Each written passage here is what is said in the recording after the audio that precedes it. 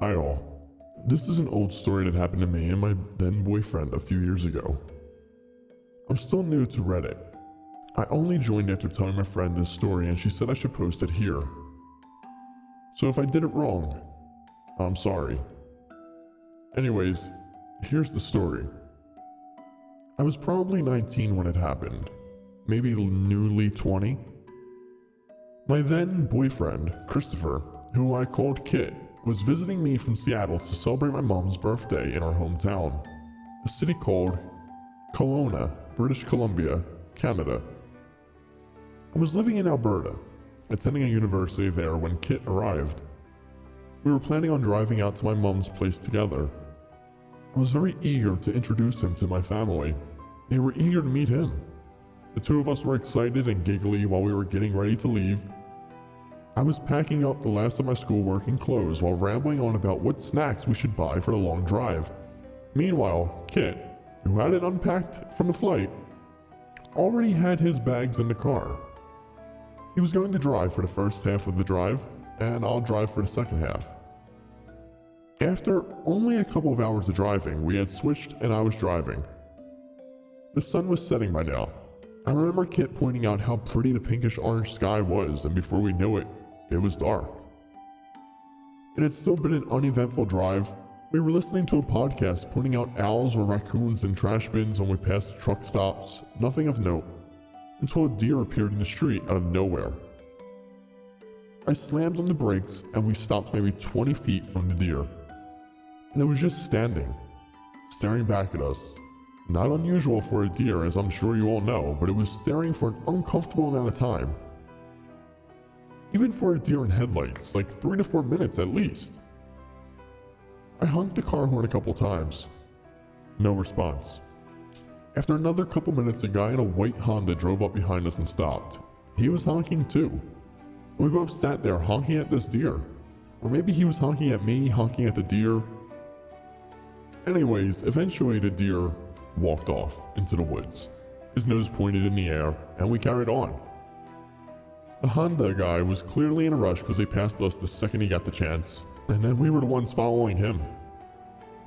That's when something really weird happened. We heard a loud, deep voice. "Help!" from a direction I couldn't quite pinpoint. It was loud enough to be heard over the podcast, yet quiet enough to seem far away. We slowed down a bit and glanced at each other. I suppose just wondering if we actually heard that. The Honda slowed down too.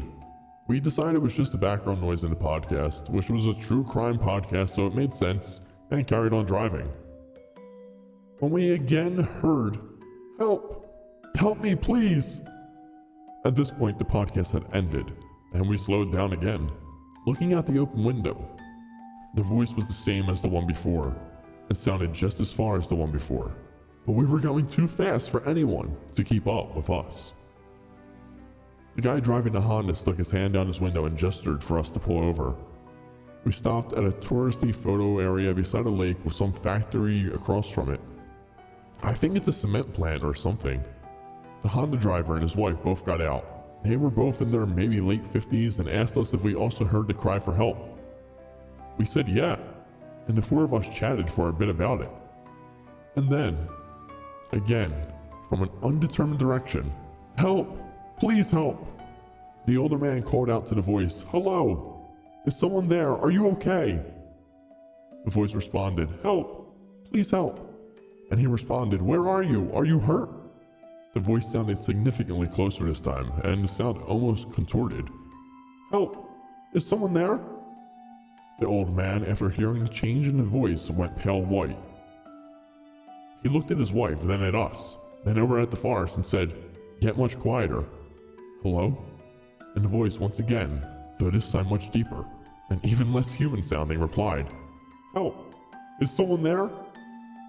We were all kind of freaked out.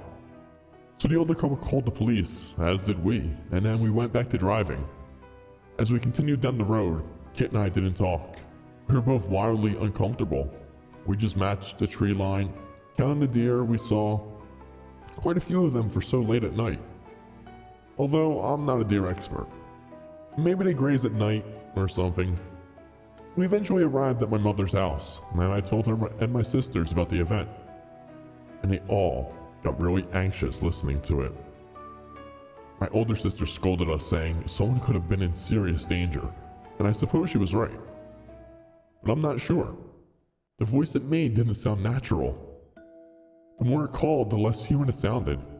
Every cry for help got more and more twisted. I'm not well educated on matters of local folklore or mythology.